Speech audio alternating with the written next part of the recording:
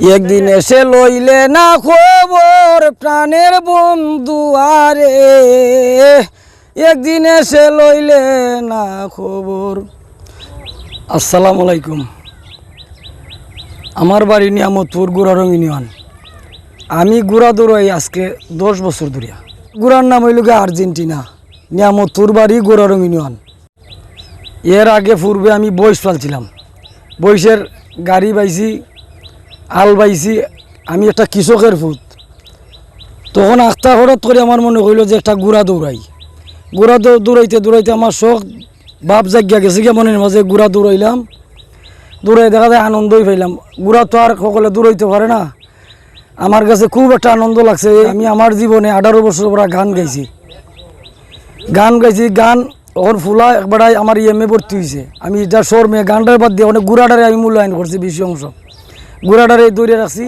একদিন এসে লইলে না খবর প্রাণের বন্ধু আরে, একদিন এসে লইলে না খবর।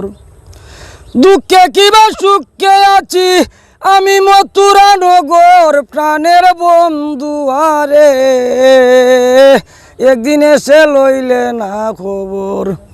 ও তুই একদিন এসে নিলে না খবর প্রাণের বন্ধু আরে, একদিন এসে লইলে না খবর।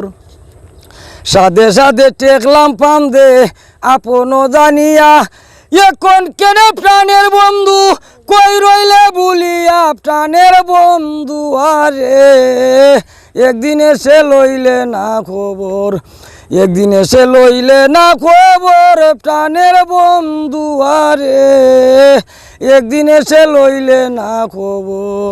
আগে যদি জানতাম আমি কঠিন তুমারিয়া, দুই চরণ বান্ধিয়া রাখতাম আমি মাথার কেশ দিয়া প্রাণের বন্ধু আরে, একদিন এসে লইলে না খবর। একদিন এসে লইলে না খবর প্রাণের বন্ধু আরে, একদিন এসে লইলে না খবর।